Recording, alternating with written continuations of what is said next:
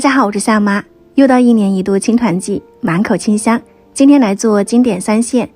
这是我昨天去河边摘的头茶艾草，又嫩又香。现在天气好，长得也快。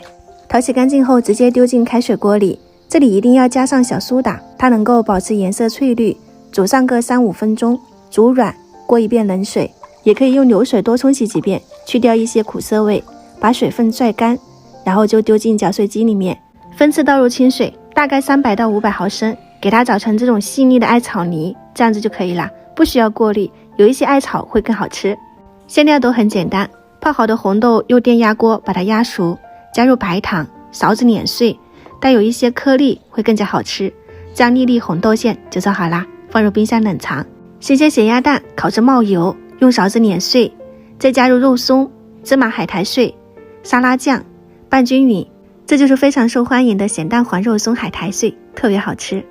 黑白芝麻提前炒熟，稍微放冷，我们再给它搅碎。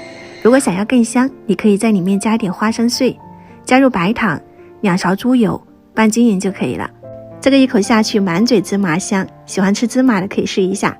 开始和面，水磨糯米粉、小麦淀粉、白糖、艾草泥，再加入食用油，全部拌均匀，揉成团。